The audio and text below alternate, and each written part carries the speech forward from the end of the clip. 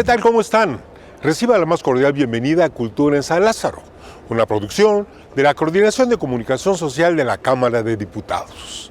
Esta semana les preparamos un programa especial con motivo del 114 aniversario de la Revolución Mexicana.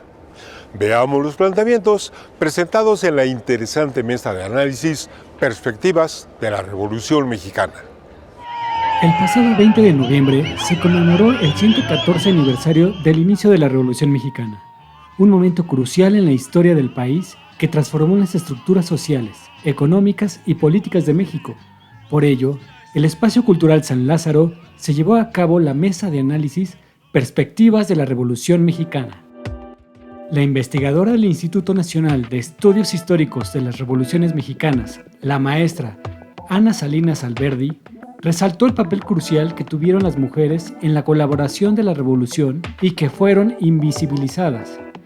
Mujeres que fungieron como opositoras al régimen de Porfirio Díaz, pertenecieron al Partido Liberal Mexicano, siendo oprimidos sus derechos. Por su parte, el también investigador de estudios históricos, el maestro Miguel Ángel Ramírez Hawey, del Instituto Nacional de Revoluciones Mexicanas, enfatiza la importancia de reflexionar sobre todos estos momentos históricos, mencionando a Ricardo Flores Magón, precursor de la revolución, quien luchó contra la reelección de Porfirio Díaz y fundó el periódico Regeneración, que denunciaba la corrupción y la injusticia en los tribunales.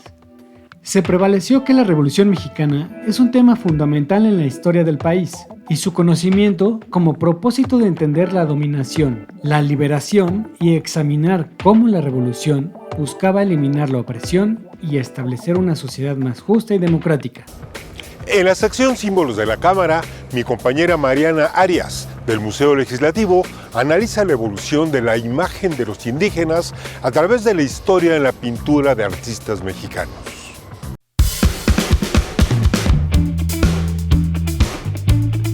En esta ocasión vamos a hablar de una de las transformaciones más importantes de nuestro país, que es la Revolución Mexicana, un movimiento que buscaba reivindicar no solo nuestra libertad, sino también nuestra dignidad y los derechos como pueblo mexicano.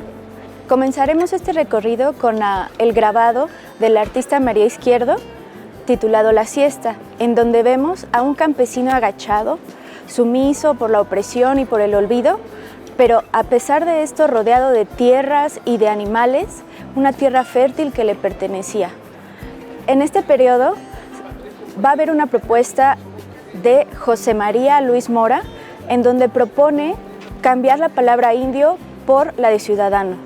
Esto, a pesar de ser una propuesta moderna, vamos a ver que a través del tiempo no es la mejor idea y aparte trae muchas repercusiones negativas al pueblo mexicano.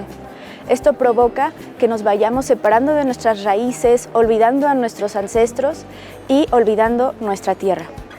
Continuamos este recorrido con la pintura de Alfredo Ramos Martínez, una pareja de indígenas con sandías, en donde vemos que el campesino comienza a levantar su rostro, comienza a cuestionarse el por qué está viviendo esta opresión, el por qué a pesar de trabajar sus tierras no recibe los frutos, y empieza a concientizar a los que les rodean. Con el paso del tiempo vemos cómo este movimiento que se gesta en el campo empieza a organizarse. Ya el campesino no se encuentra aislado y empiezan a formar grupos que al mismo tiempo se empieza a gestar un movimiento en las ciudades, en donde los obreros y los artesanos comienzan a surgir con las sociedades de auxilio mutuo y también la Casa del Obrero. Esto lo vemos reflejado en esta pintura de Saturnino Herrán titulada La Constitución de 1917.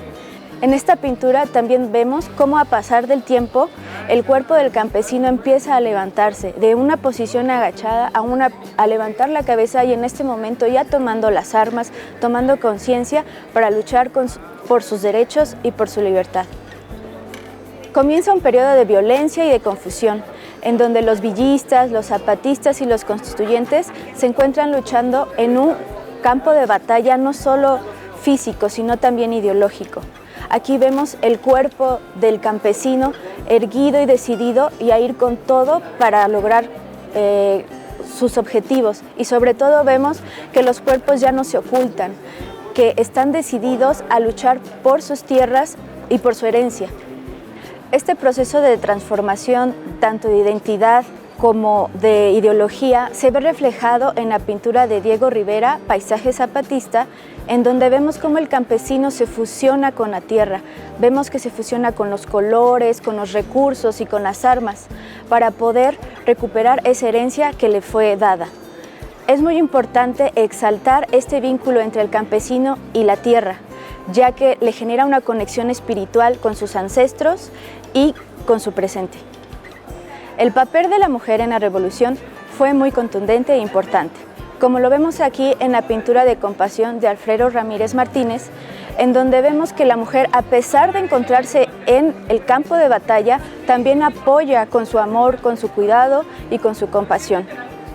En la pintura de Luis Arenal, Mujer cargando un ataúd, vemos también su dolor, que a pesar de su pérdida, sigue en la lucha.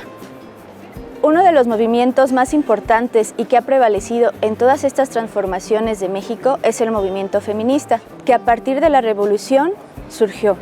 Uno de los exponentes más importantes y que abrió camino en la política fue Benita Galeana, que fue la primera candidata a ser diputada. Estos movimientos han venido creciendo y en el Congreso se ha visto reflejado. Por ejemplo, en el 2015 se logró el 50% de hombres y 50% de mujeres que representaban a nuestro país. Con la Constitución de 1917 se consuman los objetivos de la revolución, sin embargo se siguen trabajando. Por ejemplo, en esta pintura de Diego Rivera, titulada La posguerra, vemos un árbol que renace a pesar de ser devastado. Está un poco torcido, pero sigue floreciendo. Y es así como se encuentra actualmente nuestro país. Busca esos ideales de libertad, de dignidad y de justicia. México se encuentra en transformación y seguimos luchando por nuestros derechos, por nuestra política y por nuestra libertad. Y también hemos entendido que la palabra indio no tiene que desaparecer, al contrario, debemos recordarla y resignificarla, ya que esto nos une a nuestras tradiciones y a nuestro origen.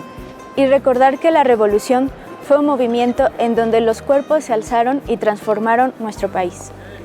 Sigamos con la Revolución Mexicana.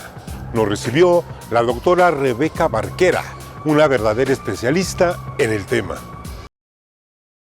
Pues en 1920 es el gran auge del muralismo, ¿no? Con un José Vasconcelos como secretario de Educación que pues se interesa en empezar a hacer edificios gubernamentales, edificios estatales que incluyeran una decoración. ¿Qué implica esto? Que les interesaba empezar a hacer un arte público, un arte que ya no solo fuera de óleo y caballete y que hubiera que ir a un museo o a la casa de quienes lo poseyeran, sino un arte que estuviera sobre los muros y entonces que dialogara con aquellos que transitaran en esas oficinas, en esas escuelas, que les dijeran algo. Era un arte profundamente político y que a lo que invitaban era a la organización y al repensar la Revolución Mexicana desde distintos ámbitos. Hay distintas posiciones dependiendo de los artistas a los que va apoyando Vasconcelos en esos primeros años 20.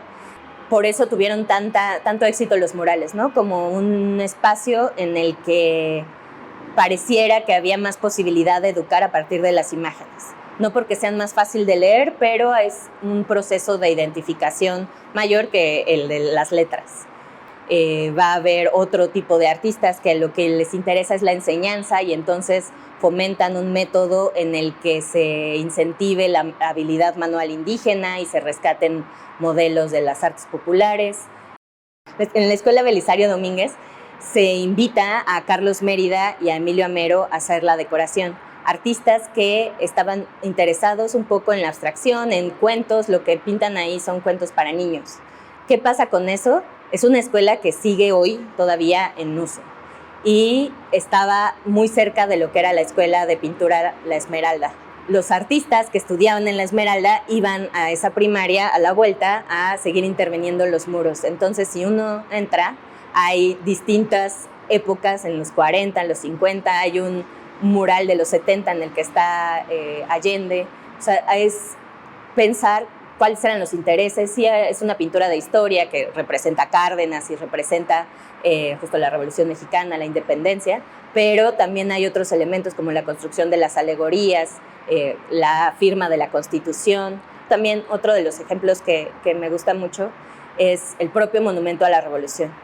Su origen no tiene nada que ver con lo revolucionario, ¿no? Y entonces es como la estructura que se había empezado a montar para el Palacio Legislativo, y en los años 30 Carlos Obregón Santacilia recupera la cúpula central y lo configura en lo que hoy conocemos como el Monumento a la Revolución, ¿no? Con escultura monumental, pero también cómo se va transformando y cómo se vuelve el lugar donde se entierran a los héroes que jamás hubieran estado juntos, pero para configurar un discurso sobre la revolución se entierran ahí o se ponen ahí sus restos, ¿no? Como son distintos tiempos, distintos intereses, distintas posiciones puestos en un mismo sitio.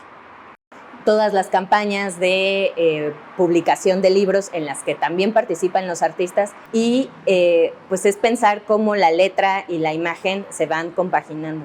Claro, todo eso con la labor de abrir nuevas escuelas, de hacer los programas de misiones culturales en la que los maestros normalistas, acompañados de artistas plásticos, de personas especializadas en las artes escénicas, van a las distintas regiones del país y empiezan a montar obras de teatro, canciones. El fomento del corrido es súper importante. Sí, nuestra juglar más famosa es Concha Michel, que iba por los distintos estados, recuperaba las canciones y luego publicaba a esos cancioneros.